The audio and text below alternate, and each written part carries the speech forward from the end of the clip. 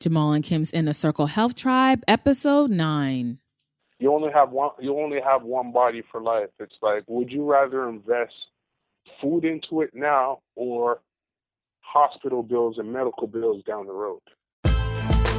It's time to reverse the imbalances in your life as you take the first step on your own journey towards personal change. Welcome to Jamal and Kim's Inner Circle Health Tribe, educating, empowering, and inspiring individuals to live healthier. Now here are your hosts and your guides to natural living, Jamal and Kim. Hi, Kim and Jamal here, and welcome to another episode of Jamal and Kim's Inner Circle Health Tribe podcast. Today, we have another great one for you. We are joined by Richard Campbell. Richard, are you there? Yes, I am. Well, first, I want to say thank you for joining us, and I look forward to sharing some powerful information with our community today. Yeah, thank you for having me. Yeah, greetings, brother. So before we dive into today's interview, I just want to share a little bit about Richard for anyone out there who has never heard or are not familiar with Richard Campbell. Richard is our first international guest by way of Toronto, Ontario, Canada. He has been competing as a vegan bodybuilder since 2013, shattering the myth about vegans not being able to gain muscle. He is 6 feet and weighs over 200 pounds of solid muscle with 18-inch arms and a 29-inch waist. Looking at his pictures since becoming a vegan, he appears to be getting even bigger and stronger. When Richard is not hitting the weights and competing, he is also an elementary school counselor, a personal trainer, and Richard is also a member of the plant-based vegan muscle team. Yes, impressive resume, Rich. Rich, have you ever been to the States? Yeah, recently I was just in Texas in June. I was competing with my team there, Team Campbell. We competed at the Naturally Fit Games in Austin, Texas, and we did a pretty good show. We showed pretty well. Nice. Had 44 people on our team, a whole bunch of disciplines from bodybuilding to CrossFit to kettlebells. We cover it all. Anything to do with strength, we cover it. Nice, man. It's definitely a pleasure to have you on the show because I've been actually me and my wife Kim. We've both been athletes pretty much all of our lives, so we really enjoy athleticism and sports and things like that. And we've both been eating a vegan diet and way of life for over a decade. And one of the things that we're really big on is, athleticism as vegans and, muscle and things like that. So to have you on, I'm excited to really, dive into this conversation. So why don't you tell us a little bit about yourself? Like, what's your story? Like, how did you begin on your personal journey of wellness, veganism, and bodybuilding? Well, my personal journey with veganism, it's a lengthy journey that took over decades because it's based out of, for me, it's a lot of people, it's like they have their own reasons. Mine are spirituality and ethical reasons because I'm a Rastafarian. So by way of nature, veganism is the proper way. There are some Rastas who are vegetarians or eat chicken and eat fish, but if you follow the dietary laws, which I follow, it's like straight living off the land. So living off the herbs, living off the fruits.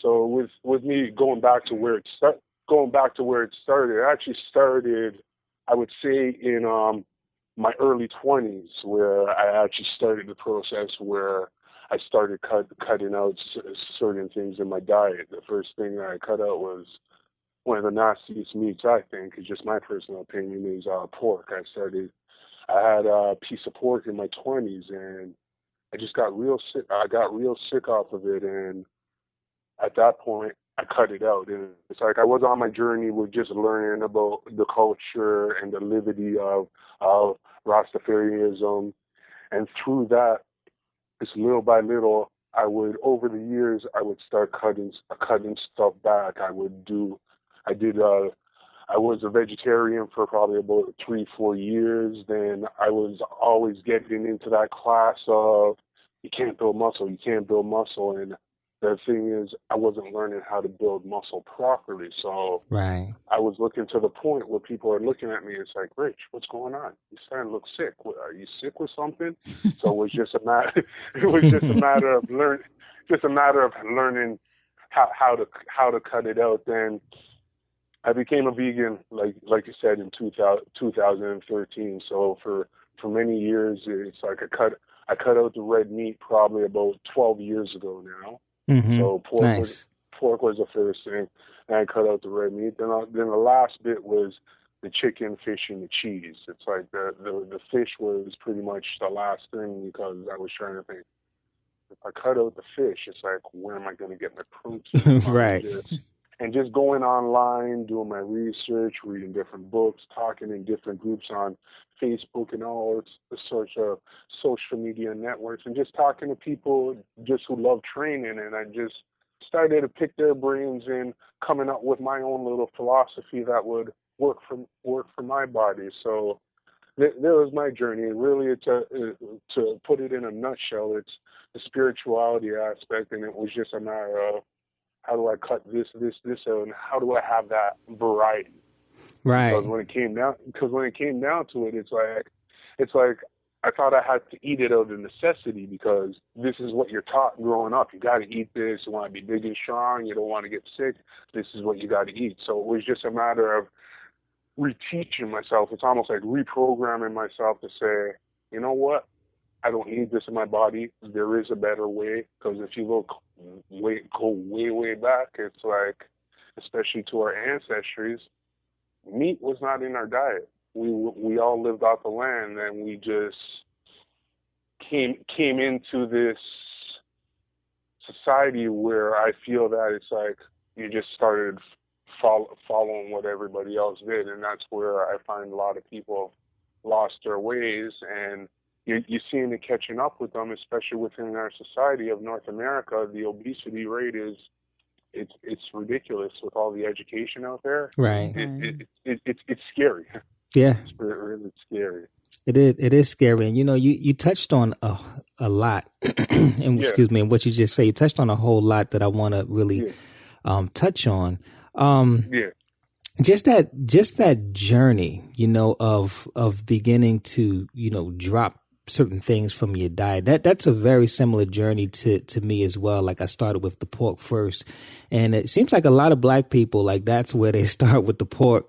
And they just, and they just, they just really drop it from there. And that's another thing too. It seems like with Black people, the last things to go is the dairy and the fish, and that was the same thing with me. I got it down to the dairy, and then, finally got that out of there. It just seems like we all kind of take that similar, journey. And you're right. It's just kind of like, you're holding on because you're not quite sure about this whole protein thing, because our society really just gets us so scared of that because we live in such meat and potatoes, type of society. And that's why platforms like these are so powerful and good, because we want to help people that are aspiring to be plant-based, that are aspiring to be vegan. We want them to understand the process and not have to go through that trial and error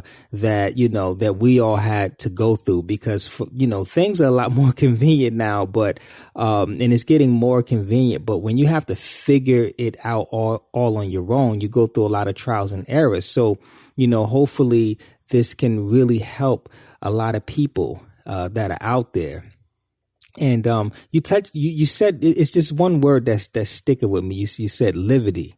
Is that like a Rasta word, or is that something you coined on your own? Well, Livity is like I'm of Jamaican ancestry, Jamaican background. Well, actually, if you look at African ancestry, when it comes, if you want to go even deeper, absolutely.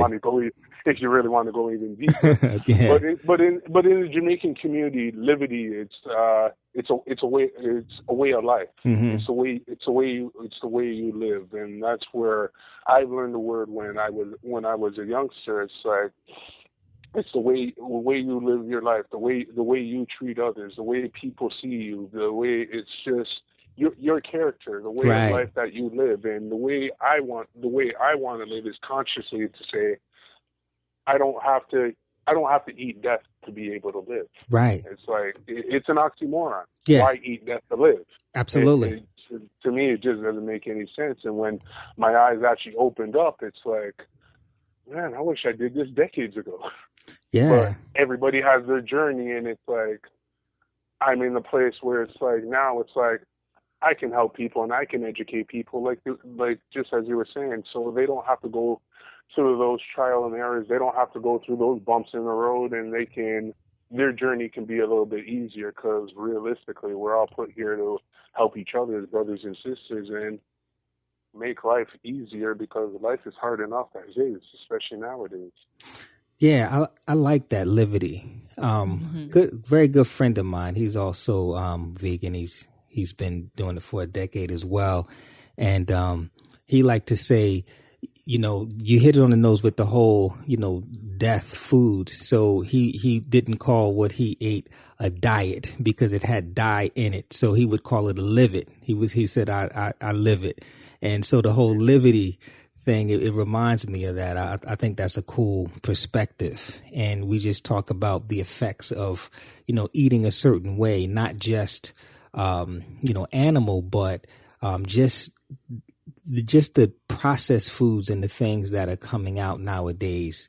What it like from your perspective, what do you think the state of health is in the United States, and also what's the state of health in Canada right now?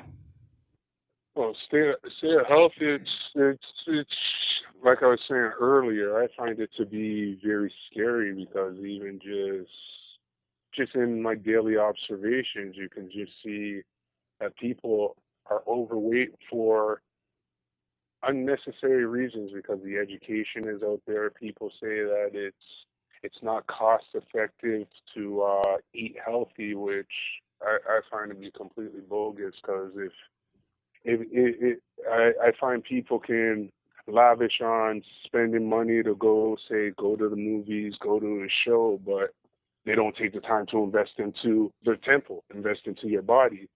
So I find a lot of people make excuses, but to get back to the state of health, it's scary, and I just see it getting worse. And just the numbers that they're predicting within the next 3 to 5 years, it's like more than half the country, your country and my country, right now is obese.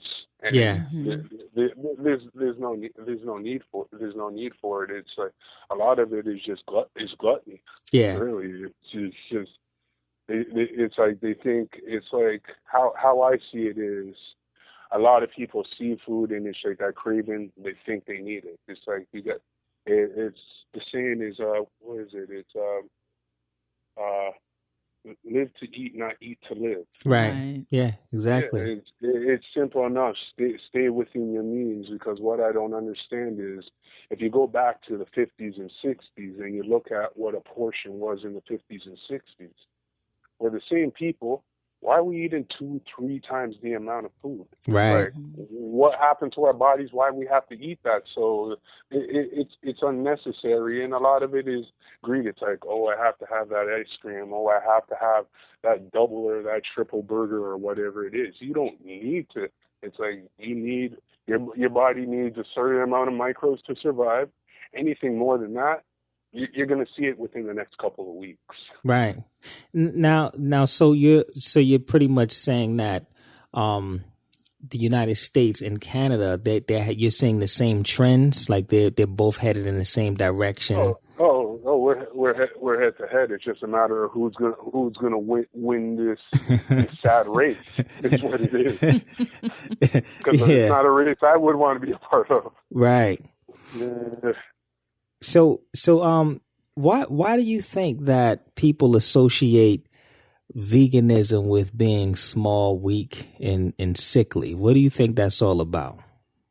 I think that's the old school mentality, and nowadays people are starting to open up their eyes to what truly veganism is. Because before, when you heard of vegans, you would never hear of bodybuilders. You would hear of runners. You would hear of cyclists. You would hear of swimmers. So most part were people, they do have smaller physiques for that sport. So people have this mindset. It's like, oh, you're eating rabbit food. You can't gain any size off of that. But it's quite opposite, because I gain more size than most meat eaters that I know. So it's an old school way of thinking, and it's almost like you got to reinvent it and re-educate people to let them know that was the old way, and this is the new way. So once you open up people's eyes to what's going on now and wipe out those old-fashioned idealisms, you can move forth from there. And I've been able to do that with a lot of people, just people following my different social medias, and they don't think they can do it, and it's like they follow me, and it's like, maybe I could give this a shot, because they see my progress from where I was when I was still eating chicken and fish, and to where I am now. And being a vegan, I'm at 39 now, I'm at the biggest size and the fittest I've ever been in my life. And I was always one of those guys under the impression is like, oh, with my genetics, I'm only going to be small. But if you work at it, if you eat proper and you train proper, you'll get any results that you want. It's just setting your goals accordingly to what you want to do, and don't rush it, because it's not a race. Right. Yeah. It's no rush. And that's the thing. People think that it's supposed to happen overnight. And then when it's not happening overnight, they want to blame, veganism for being the culprit of that. When it's really patience. And also on the same topic, there are a lot of people say, oh, this is my ideal weight. Right. When I say people say this is my ideal weight, I just laugh. And I'm not laughing out of ignorance. I'm laughing out of people need to understand body composition, because when I was getting into fitness, it's like, I want to be this size. I know I'm going to look good at this size, but when I got to that size, I'm like, something ain't right. Right. Right. Yeah. It's like I should look bigger. It's like, why am I not bigger? Right. Because there was times when I first started training. When I first started training, I was about 190. And within the first 6 months, I dropped about 10% body fat. And I was at the same weight, but I was just completely ripped. Right. Yeah. And it's like, oh, I need to get to this weight. Then after a while, it's like, let me go after health and go after a look. Right. And that's what it should be. Yeah. Health and a look. Unless you're competing, you don't have to go super crazy about it. It's about living a healthy lifestyle, making those appropriate changes that weren't working for you. If something hasn't worked for you, try something different and keep on trying. Use yourself as a guinea pig is what you have to do, because that's what I did. Because I would listen to trainer A, B, and C, and they would give me this plan that was a cookie cutter plan. Right. And it's like all our genetic makeups are different. That's why when I work with a client, it's like, what do you like to eat? We have a consult. We say, what's worked for you? What hasn't worked for you? How long has this worked for? And we just get into a whole dialogue, and we break it down. And it's like we're in constant communication. It's like week by week. Do we need to change this? Do we need to change this? Do we need to add more sets? Do we need to add cardio, take away cardio, add more carbs, add more fats, add more protein, just manipulate the macros. And that's what a lot of people don't understand is like, well, the trainer said this and the book said this. It's like, in a sense, that's just an outline. That's right. That's just a theory to it. It's like you got to break it down and put your little touch on it, and that's what a lot of people don't realize. They're like, "Well, it worked for that guy. Why isn't it working for me?" It doesn't always work that way.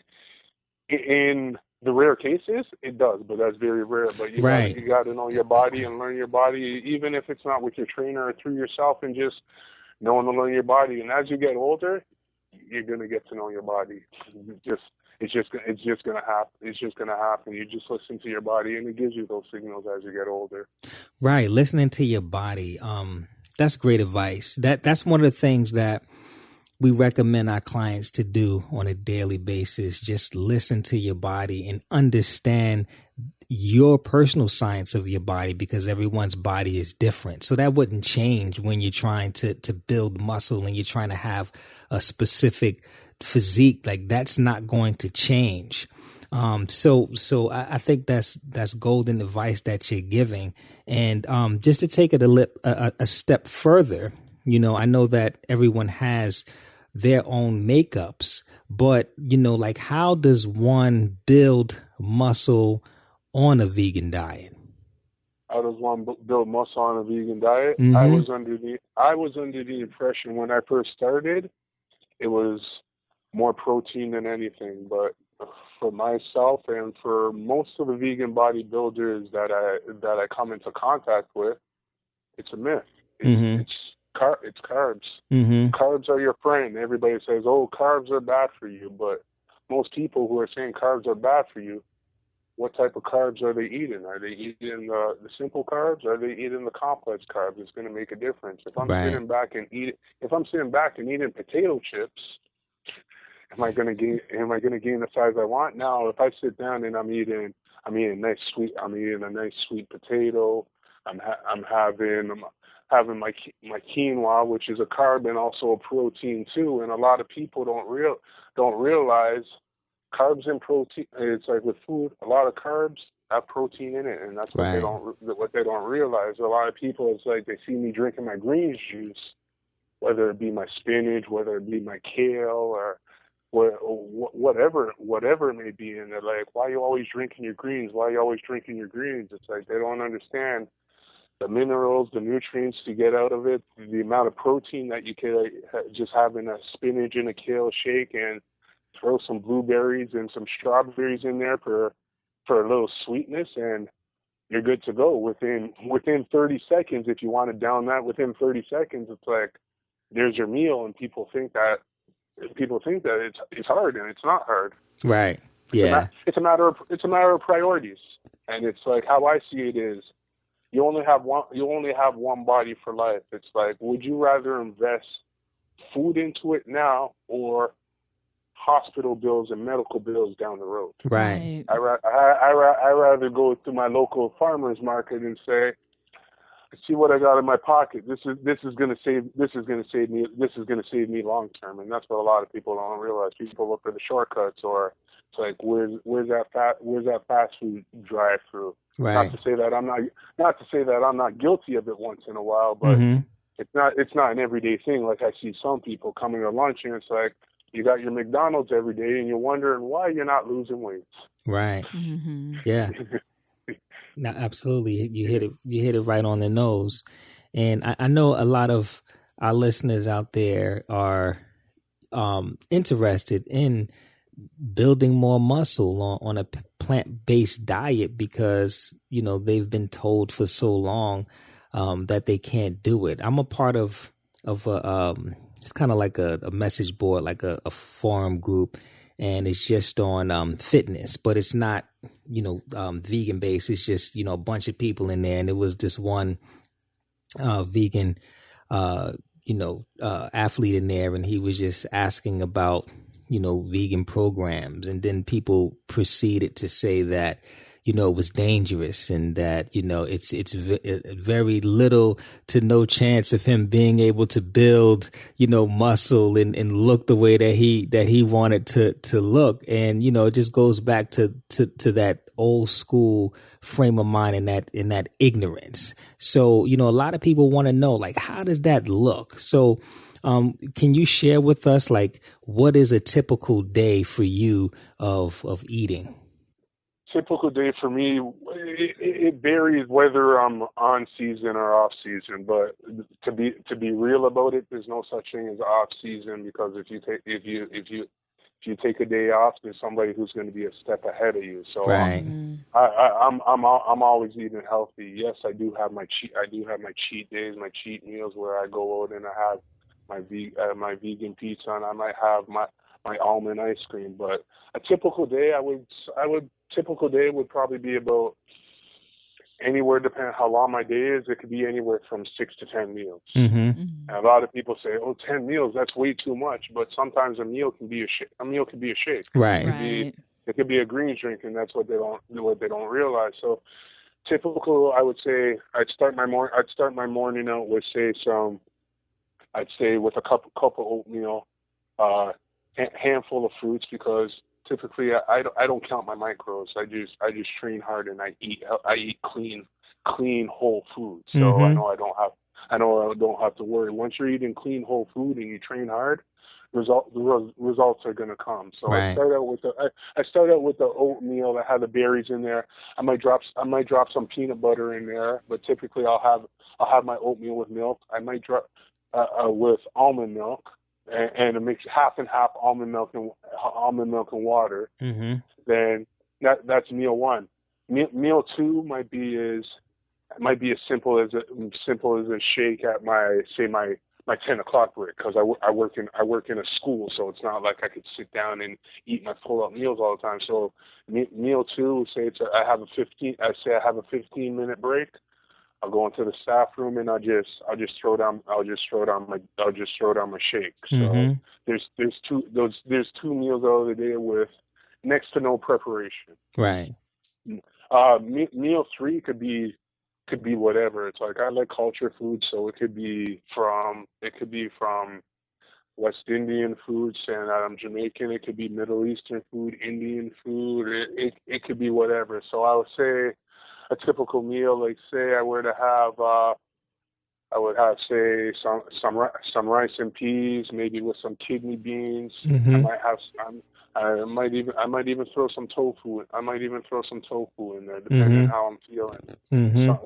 Some days for lunch, I might just have some straight kidney beans and some chickpeas, and once I have maybe a cup of spinach, Mm-hmm. I'm good to go. With my fats, I minimize my fats. So I don't worry about my fats too much. Once Mm-hmm. I know I get my carbs in, I'm good. Everything balances out once I get my carbs in. So Right. I'll move on to meat. So I move on to meal four. So that'll be an afternoon break.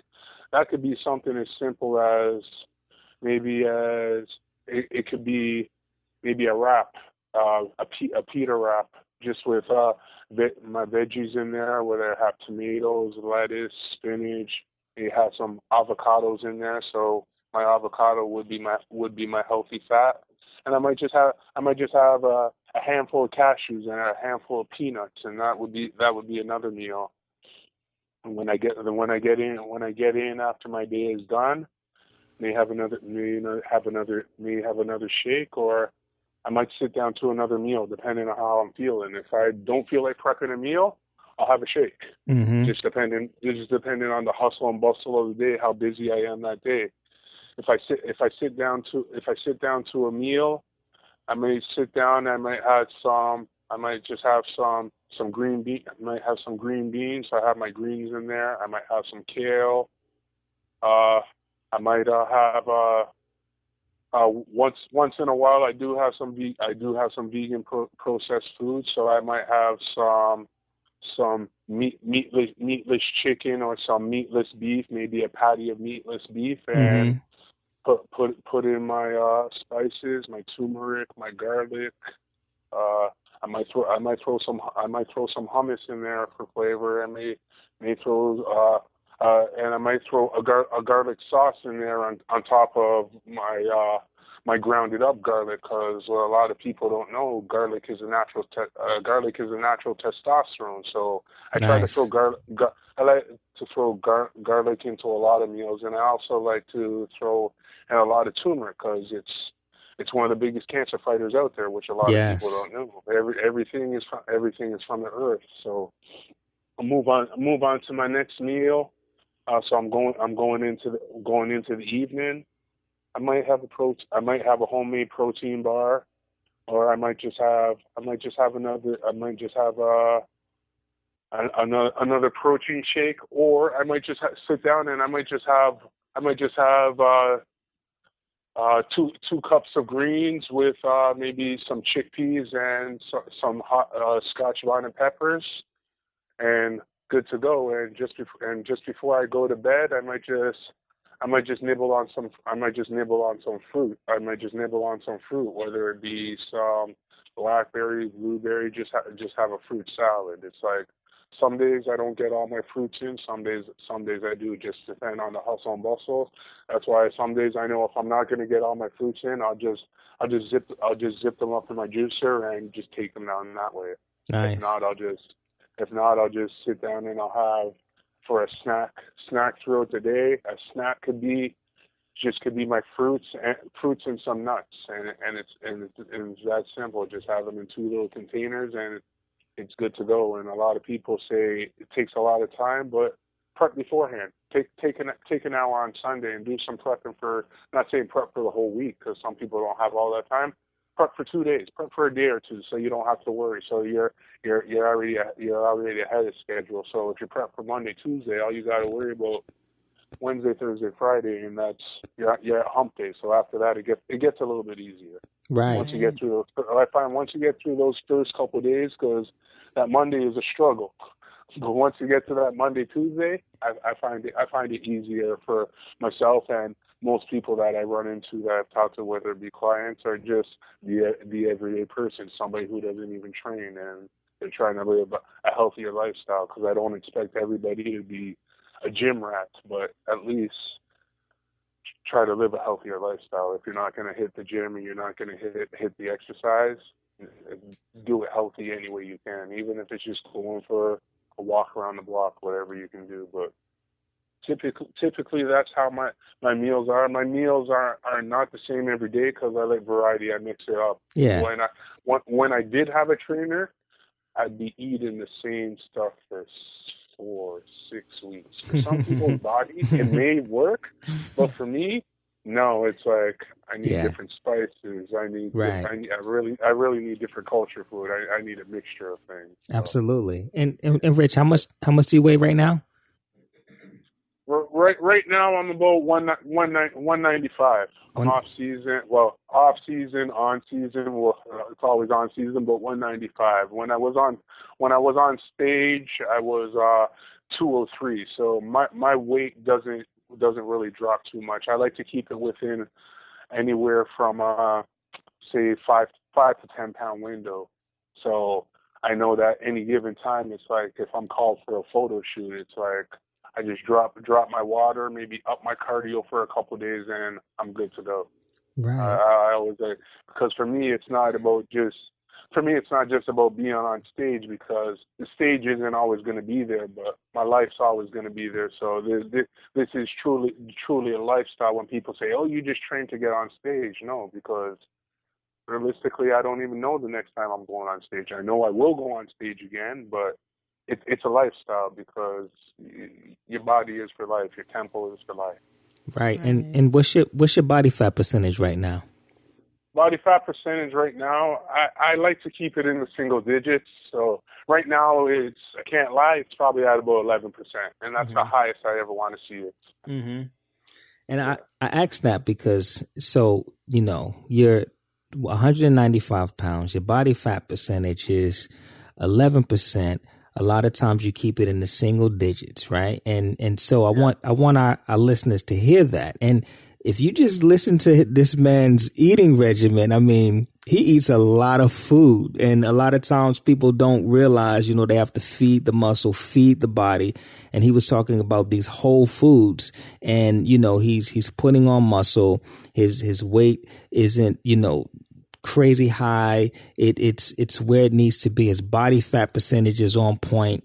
And if you listen to it, he really feeds his body throughout the day of whole foods. And what I get from the way that you were breaking everything down is discipline. A lot of people, they're not, they don't practice that discipline of really, planning their meals out and making sure that they're getting in these whole foods day in and day out. Like you said, you might not necessarily plan for the whole week, but you want to take at least plan a day or two ahead. You have to have that vision, because a lot of times we get clients when things go wrong for them, it's when they don't plan. They're caught out there and they end up eating things that they shouldn't eat because they didn't plan. So you see, the key is preparation and discipline when it comes to success with your health and with your fitness. How much time do you spend in the gym a day or in a week? In a week, off season, it's probably about 4 days a week. But when I'm training for a show, closer to a show, I could be in the gym 6 days a week, and depending on how lean I want to get, I could be training twice a day. Yeah. Training twice a day, but that's not strength training. Strength training would only be once a day, but I'd probably be doing my cardio twice a day, especially in the morning. I would be doing my fasting cardio. Right. And what a lot of people don't realize, fasting, it can benefit you big time, because I fast once a week. With all the training I do, I still get my fasting in there, and it helps. It actually helps you get your results a lot quicker. Absolutely. People say, "Oh, if I fast, I'm gonna lose my muscle." It's like, if you fast for, it stinks. If you fast for a long, like say if you're fasting for weeks on end, because some people say, "Oh, I'll fast during the day and I'll just eat at night." Then you might notice that you won't keep your size. But if you're just fasting for once during the week, wow, it's you just notice how your water can drop. Like with me, if I fast in a day, it's like by the end of the day, it's like my abs are popping. Right. They jump out and saying hi. Right. Yeah. Absolutely. Yeah.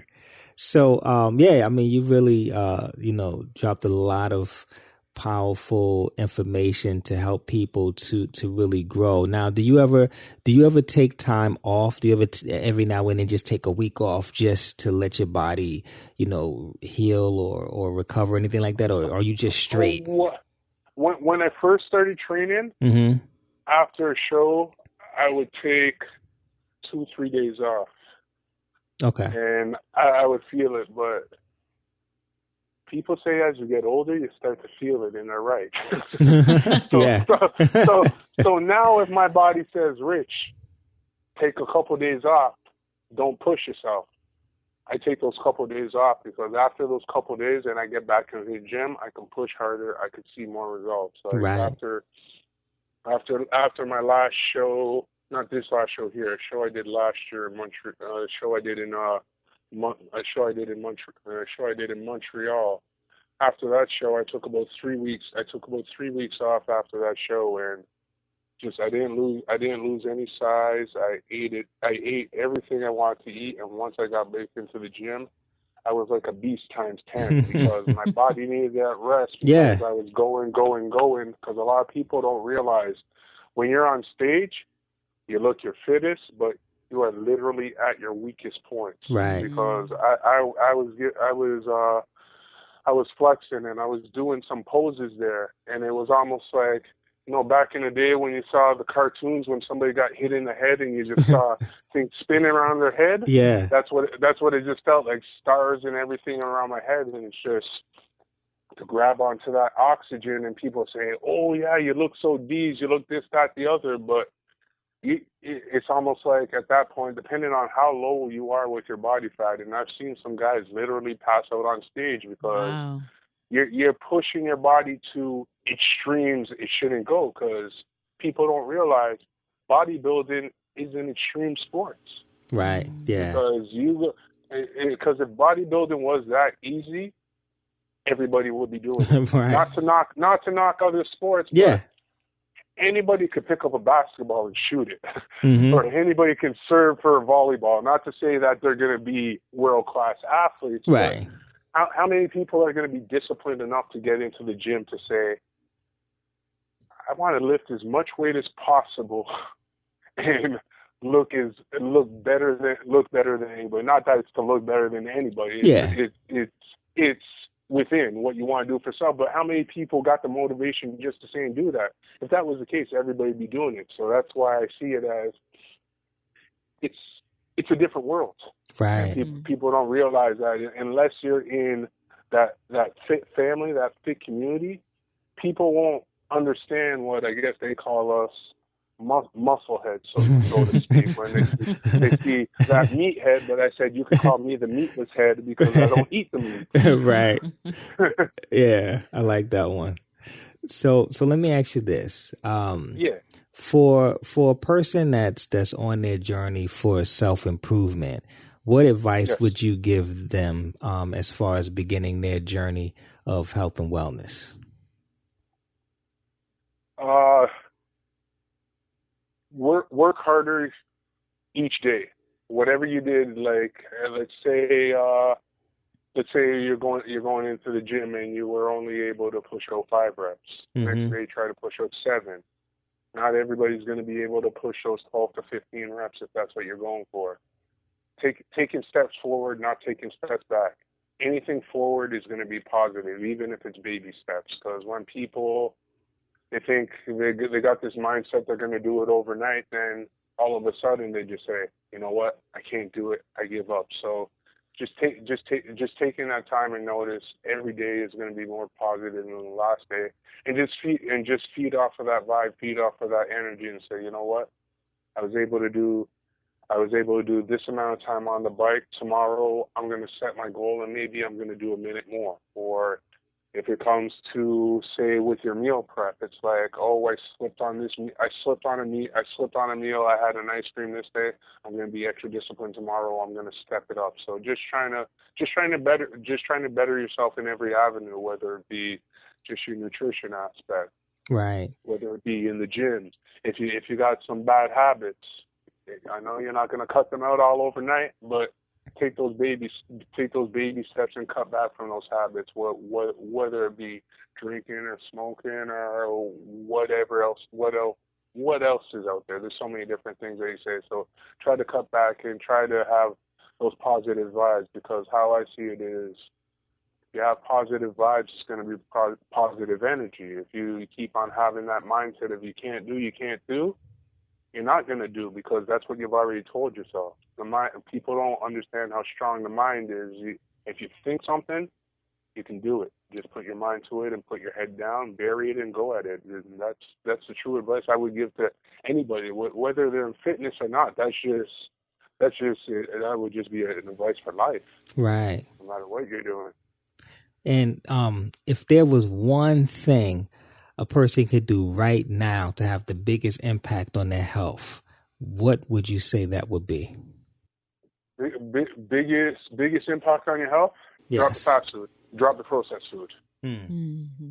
Nice. Processed food, really, because we know the fast food is processed food, so it's all wrapped into one. And it's like when I talk to people and I say, if you see something and it's able to sit on the shelf for X amount of weeks, think about it. What's in there to keep it like that? And you're going to take that and you're going to put it into your body. Think about, you might not see the negative effects now. Yeah, it might taste good and everything, but what's going to happen 5, 10, 15, 20 years down the road? And that's really what you have to think about. Those preservatives, they're killers, and they're just pushing it into the markets more to flood people into the healthcare system, because it's all about, let's make some money. It's not about, let's get these people healthy, because if it was about getting people healthy, we'd be able to do it in a heartbeat. Right. But there's no, for the big corporations, there's no real money in getting people healthy. There's more money in getting people sick and bedridden, and that's where they squeeze the last bit of pennies out of people. I would say processed foods is the main thing. Yeah, I think that's some powerful advice right there. And yeah, we really appreciate just your knowledge and wisdom on just Livity and just, you know, really being able to be healthy on a vegan diet. Do you offer any services that our listeners can take advantage of? Oh yeah, I do. And before I get to there, like how I was talking about the processed foods, on the other side of the spectrum to help yourself, water intake. People don't realize how beneficial water is, because your body, that's really what it's made up of, the water intake. So if you take in more water, that's good. That's gonna flush out all the nasty stuff that you want flushed out and put you in a better place. Absolutely. Yeah. When our clients come in, we have a holistic center. When our clients come in and we put them on programs, we tell them that, you know, the water is what's going to make the program work. Like they can, you know, take all of the herbs and do all of the things that they want, but if they're not drinking any water, it's not going to be effective. So, I mean, you hit that right on the nose to include that in the process. So yes, services. What do you offer? Services. I offer personal training within the gym. I offer online training, nutrition training, or nutrition intake plan, personal nutrition intake plan. No cookie cutters here. Right. So and I do that through majority of that. I do that through Facebook, through my Facebook, my personal page. Okay. Or even my athlete page, because I see a lot of people having fan pages, but all I see it is I see, just personally, I see somebody saying a fan, that's more like that's an ego thing. How I see it is, that's why I call it an athlete page, because we're all there as supporters. It's like, because one day I could be down on my luck and somebody can help me out. I'm not better than any other person. So when I see people saying fan page, this, that, the other, it kind of, in a sense, it kind of turns me off. So my athlete page is just straight Richard Campbell, vegan bodybuilder. You can catch me on Twitter at Livity Fitness. That's actually my business name, Livity Fitness. Okay.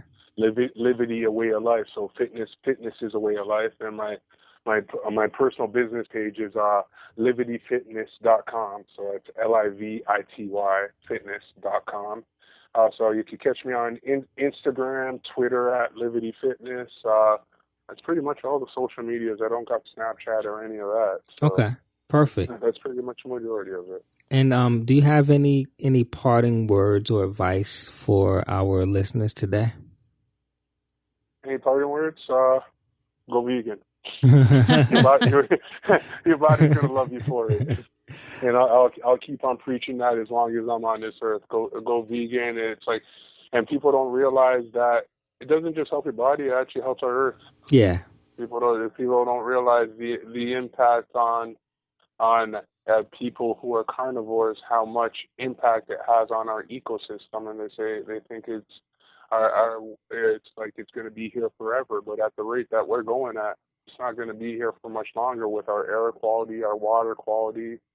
If you look at over the whole planet, how much clean water we have left on this planet, it's drying out.